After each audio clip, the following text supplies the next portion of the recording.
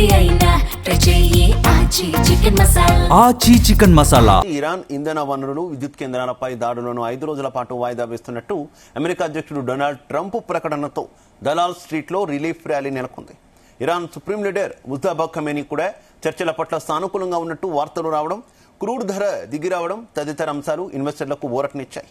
ఫలితంగా వరుసగా రెండో రోజు కూడా స్టాక్ మార్కెట్ల దూకుడు కొనసాగుతుంది. 23,000 మార్కును క్రాస్ చేసింది నిఫ్టీ.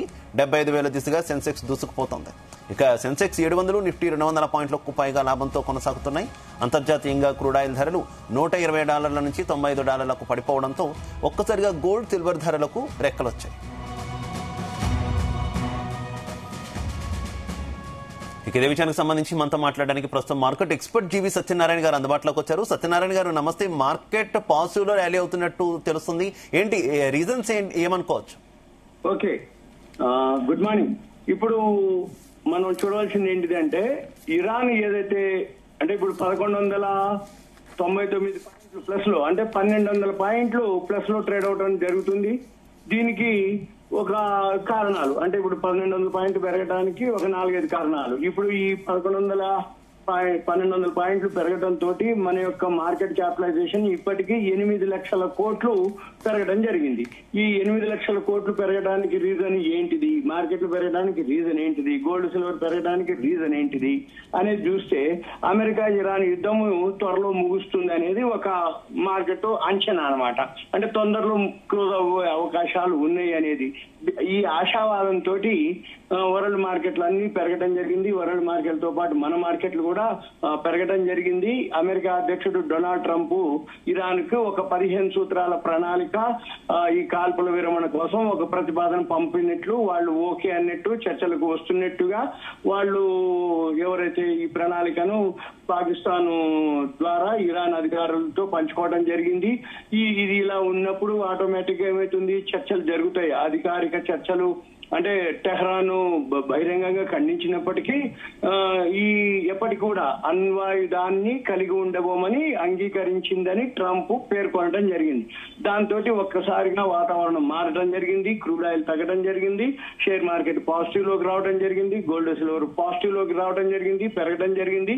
దీంతో ఈ క్రూడ్ ఆయిల్ ఏదైతే ఉందో $100 లోపుకి రావడం జరిగింది. ఇప్పుడు ప్రజెంట్ క్రూడ్ ఆయిల్ వచ్చి 95.65. మొన్న ఒక సాయంత్రం అయితే సోమవారం సాయంత్రం $90 కూడా రావడం జరిగింది. నిన్న మొత్తం 100, 98, 90 అక్కడక్కడ ఉంటూ ఇప్పుడు నిన్నటి మీద మళ్ళీ 95.63. ఇప్పుడు అంటే నియర్లీ 4.5% క్రూడ్ ఆయిల్ తగ్గడం. ఈ క్రూడ్ ఆయిల్ ఎప్పుడైతే తగ్గిందో గోల్డ్ సిల్వర్ పాజిటివ్, గోల్డ్ బాగా పెరగడం జరిగింది 4%, సిల్వర్ 6% పెరగడం జరిగింది. గోల్డ్ వచ్చి 15,000 దాకా పెరిగింది, ఇప్పుడు 13,000 ప్లస్ లోనే ఉంది. ఇప్పుడు ఇది సిల్వర్ అంటే 6% నియర్లీ. ఇప్పుడు ఇంకొక 5.78 ఉంది, ఇంకో 0.22 అయితే అప్పర్ సర్క్యూట్కి వెళ్ళిపోతుంది 6%. అక్కడ ఒక 15 నిమిషాలు బ్రేక్ కూడా వస్తుంది, మళ్ళీ అది కూడా జరిగే అవకాశాలే కనపడుతున్నాయి. ఇప్పుడు మళ్ళీ గోల్డ్ వచ్చేటప్పటికి సుమారు 5,500, 6,000 మధ్యలో ప్లస్ లో ట్రేడ్ అవడం జరుగుతుంది. ఇకపోతే మన మార్కెట్లలో ఈ క్రూడ్ ఆయిల్ ఎప్పుడైతే ధర తగ్గిందో గోల్డ్ సిల్వర్ పాజిటివ్, వరల్డ్ మార్కెట్లు పాజిటివ్. ఈ ఇరాన్ అమెరికా చర్చలకు వస్తున్నాయి అనేది ఒక 15 నిమిషాలతో కూడుకున్నటువంటిది. దాంతో వరల్డ్ మార్కెట్లు పాజిటివ్, మన ఇండియా ఏషియన్ మార్కెట్లు పాజిటివ్, మన మార్కెట్లు పాజిటివ్. మళ్ళీ ఇప్పుడు ఇది ఇలానే ఉంటుందా అనేది డౌట్ అన్నమాట. ఇది రిలీఫ్ ర్యాలీనా, రియల్ ర్యాలీనా? రిలీఫ్ ర్యాలీ అంటే పెరిగి అంటే బాగా పట్టు వచ్చింది కాబట్టి వాల్యూ బయింగ్ అని, లేకపోతే చర్చలకు వస్తుందని చెప్పేసి మళ్ళీ ఈ చర్చలు సఫలీకృతమా, విఫలీకృతమా, మళ్ళీ పోస్ట్ పోనా, న్యూట్రలా, ఇవన్నీ మళ్ళీ దాన్ని బట్టి. ఇంకొకటి ఏంటిది, మనకి శ్రీరామనవమి రేపు మన మార్కెట్ లో హాలిడే ఉంది, ఏది మనం షేర్ మార్కెట్. అయితే మళ్ళీ వచ్చే వారం మహావీర్ జయంతి, మంగళవారం మార్కెట్లు సెలవు ఉంది. మళ్ళీ ఆ వచ్చే వారం గుడ్ ఫ్రైడే సెలవు ఉంది. అంటే ఒకటో గురువారం సెలవు ఉంది, ఒకటి మంగళవారం సెలవు ఉంది, ఒకటి శుక్రవారం సెలవు ఉంది. ఈ సెలవులతోటి ఇప్పుడు మనం చూడవలసింది ఏంటిదంటే, ఇప్పుడు ఈ రోజు ఓకే వర్కింగ్ డే. అయితే ఈ రోజు ఏదైతే బుధవారం ఉందో ఈ బుధవారం NSE weekly futures opening day.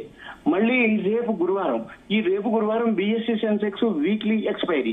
ఆ వీక్లీ ఎక్స్పైరీ రేపు సెలవు ఉంది కాబట్టి శ్రీరామనవమి ఈ రోజే క్లోజింగ్. అది అంటే ఏం జరుగుతుంది, ఒకటి ఓపెనింగ్ డే, ఒకటి క్లోజింగ్ డే, ఒకటి షార్ట్ కవరింగ్. ఎందుకు షార్ట్ కవరింగ్ అంటే మొన్న ఒక్క రోజు బాగా పట్టడం జరిగింది, ఆ షార్ట్ సెల్లింగ్ జరిగినాయి. అప్పుడు ఆ షార్ట్ సెల్లింగ్ జరిగినాయి, నిన్న కవర్ అయినాయి. ఈ రోజు కూడా షార్ట్ కవరింగ్ జరిగే అవకాశాలు ఉన్నాయి. మళ్ళీ వచ్చే వారం వచ్చేటప్పటికి మంత్లీ ఎక్స్పైరీ ఉంటుంది. మళ్ళీ మంత్లీ ఎక్స్పైరీలు, వీక్లీ ఎక్స్పైరీలు, ఓపెనింగ్ డేలు, ఇవన్నిటితోటి ఈ మార్కెట్ లో ఏం జరుగుతుంది అనే దానికి వరల్డ్ మార్కెట్ లో బేస్ చేసుకొని ఉంది. అయితే ఇన్ని జరుగుతున్నా కానీ ఈ డాలర్ రూపీ ఏదైతే ఉందో అది ఇంకా స్ట్రాంగ్ కాస్ట్లే, అది వీకే ఉంది. ఇక మళ్ళీ నెక్స్ట్ మార్కెట్ మూడ్ ఇండెక్స్ అని ఉంది. ఆ మార్కెట్ మూడ్ ఇండెక్స్ కూడా ఏం పెరగట్లేదు, అక్కడే ఉంది అది కూడా. అంటే ఎఫ్ఐఐలు ఇంకా అమ్ముతున్నారు, నిన్న కూడా అమ్మిండ్రు 8,900 కోట్లు. అంటే మన ఇండియన్ మార్కెట్ ఎంత స్ట్రాంగ్ ఉన్నా ఎఫ్ఐలు కొన్నంత వరకు, ఈ మార్కెట్ మూడ్ ఇండెక్స్ చేంజ్ అయ్యేంత వరకు మళ్ళీ మన మార్కెట్లు రిలీఫ్ ర్యాలీనా రియల్ ర్యాలీనా. అయితే రియల్ ర్యాలీకి రిలీఫ్ ర్యాలీకి తేడా ఏంటిది అంటే, వరల్డ్ మార్కెట్లు అన్ని అంటే పాజిటివ్ లో ఉన్నప్పుడు మంది పాజిటివ్ లో ఉంటుంది. ఈ ఎక్స్పైరీ డేట్లు అప్పుడు మాత్రం వరల్డ్ మార్కెట్ ని ఫాలో కాదు మంది, మన మార్కెట్లు మనయే ఫాలో అవుతాయి. ఒకటి. రెండోది ఏంటిది, మనకి 3 సెలవులు ఉన్నాయి. మహావీర్ జయంతి మనదే సెలవు, ఇప్పుడు శ్రీరామనవమి మనదే సెలవు, అంటే వరల్డ్ మార్కెట్లకు వర్కింగ్ డే అవి. మళ్ళీ గుడ్ ఫ్రైడే మాత్రం వరల్డ్ మార్కెట్లకు హాలిడేనే, అంటే వరల్డ్ మార్కెట్లు అప్పుడు సెలవు ఉంటాయి, మనకు కూడా సెలవు ఉంటుంది. కాబట్టి ఆ రోజుల్లో ఏం కాదు, మనది సెలవు ఉండి వరల్డ్ మార్కెట్లు అంటే యూరోపియన్ మార్కెట్లు, ఏషియన్ మార్కెట్లు, యుఎస్ మార్కెట్లు రన్నింగ్ లో ఉంటాయి. నెక్స్ట్ డే మన మార్కెట్ మీద ఆ ఎఫెక్ట్ పడుతుంది. ఇవి మనం గమనించాలి. అయితే వాల్యూ ఉన్న స్టాక్స్ కనుక ఉంటే ఈ వారం 4 రోజులే వర్కింగ్ డేస్, వచ్చే వారం 4 రోజులే వర్కింగ్ డేస్, ఆ వచ్చే వారం కూడా 4 రోజులే వర్కింగ్ డేస్. అంటే 5 రోజుల్లో 4 రోజులు వర్కింగ్ డేస్, 3 రోజులు సెలవులే ఉంటాయి. మళ్ళీ ఈ అడ్జస్ట్మెంట్లు, ఈ పొజిషన్స్ ఎక్కువ తీసుకోరు సెలవులు ఉన్నప్పుడు జనరల్ గా ఇన్వెస్టర్లు కానీ వాళ్ళు. ఇక మళ్ళీ మనం ఆలోచించవలసింది, గమనించవలసింది ఏంటంటే, ఇప్పుడు 5 రోజులు సీజ్ ఫైర్ అని చెప్పేసి అమెరికా వాళ్ళు ఇరాన్ కి చెప్పడం జరిగింది. ఇప్పుడు హర్ముజ్ జల్ సంధిని మేము ఓపెన్ చేయటం, అణ్వాయుధాలు సహాయం చేయమని చెప్పడం, ఇవన్నీ జరుగుతున్నాయి. ఈ 5 రోజులు జరిగిన తర్వాత ఈ 5 రోజులు చర్చలు ఎక్కడి వరకు అయితే ఈ టర్మ్స్ అండ్ కండిషన్స్ ఏంటిది, వాళ్ళు ఒక 15 అంశాలు పెట్టి వాళ్ళు ఒక ప్రతిపాదన చేయడం జరిగింది. దాంట్లో ఎన్ని వీళ్ళు ఓకే అంటారు, ఎన్ని ఓకే అంటారు, నాన్ ఓకే అంటారు. మళ్ళీ ఇవన్నీ అయినాక మళ్ళీ ఏం జరుగుతుంది, యుద్ధం ఆగినట్టా, కంటిన్యూనా, పోస్ట్ పోనా అనే దాన్ని బట్టి మళ్ళీ మార్కెట్లు బిహేవ్ చేస్తాయి. మళ్ళీ ఎప్పుడైతే ఈ క్రూడ్ ఆయిల్ ఇప్పుడు అంటే ఈ హర్ముజ్ జల్సంది కొంచెం ఓపెన్ చేస్తామని అనటం జరిగింది కాబట్టి మనకి కూడా కొంచెం నౌకలు వచ్చేస్తున్నాయి, వస్తాయని అనటంతో క్రూడ్ ఆయిల్ ఎప్పుడైతే పెరగనంత వరకు, క్రూడ్ ఆయిల్ పెరగనంత వరకు, క్రూడ్ ఆయిల్ తగ్గుతున్నంత వరకు మన మార్కెట్లు పాజిటివ్, గోల్డ్ సిల్వర్ పాజిటివ్. మనం గమనించవలసింది సింపుల్ గా ఏంటిది, ఇవే. ఎప్పుడైతే అక్కడ ఏం జరుగుతున్నా విత్ ఇన్ మనకి సెకండ్స్ లోనే మనకి ఇక్కడ ఇన్ఫర్మేషన్ రావడం జరుగుతుంది. అయితే మనకి మాత్రం ఇక్కడ ప్యానిక్ జరగడం జరిగింది. ఇవాళ మొత్తం బంకులన్నీ కూడా రాత్రి నుంచి పొద్దున్న నుంచి అన్ని నో స్టాక్ బోర్డులు పెట్టడం జరిగింది.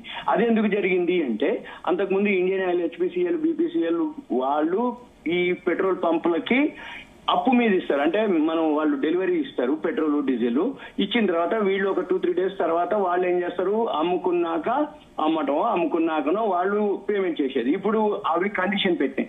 ఏం కండిషన్ అంటే, ఇప్పుడు మీరు మాత్రం ముందే పే చేస్తేనే మేము మీకు డెలివరీ ఇస్తామని. అంటే పాత క్లియర్ చేయాలి, మళ్ళీ అడ్వాన్స్ గా మళ్ళీ పే చేస్తేనే వాళ్ళకి డెలివరీ వస్తుంది, ఏది పెట్రోల్, డీజిల్. దాంతో ఒక్కసారిగా వాళ్ళు పేమెంట్ చేయలేక నో స్టాక్ పెట్టడం, లేకపోతే పేమెంట్ చేసిన వాటికే పెట్రోల్ ట్యాంకర్లు వచ్చినాకనే ఫిల్ చేయటం, దాంతో ఒక్కసారిగా ప్యానిక్ అయిపోయి పెట్రోల్ పంపుల దగ్గర క్యూలు కట్టడం జరిగింది. అది ఇవాళకి మనకి న్యూస్. ఓవరాల్ గా అయితే మార్కెట్ ఇవాళ అయితే పాజిటివ్ లోనే ఉంటుంది. కాకపోతే ఒకటి ఎక్స్పైరీ డే, ఒకటి ఓపెనింగ్ డే. ఏది బిఎస్సి వీక్లీ ఎక్స్పైరీ, ఎన్ఎస్సి వచ్చి వీక్లీ ఓపెనింగ్ డే. మళ్ళీ మధ్యాహ్నం తర్వాత ఏం జరుగుద్ది అనేది చూడాలి. ఏదున్నా మళ్ళీ ఫస్ట్ తర్వాత ఏప్రిల్ రిజల్ట్స్ వస్తాయి. అంటే యాన్యువల్ రిజల్ట్స్ ఏవైతే ఉంటాయో అవన్నీ ఫైనాన్షియల్ ఇయర్ ఆడిటర్ రిజల్ట్స్ అన్ని వస్తాయి. దాన్ని బట్టి ఇప్పుడు ఏవేవైతే రిజల్ట్స్ బాగుంటాయో అవన్నీ మళ్ళీ పెరగడం మొదలు పెడతాయి ఏప్రిల్లో. ఇది మనము గమనించాలి. Okay, thank you.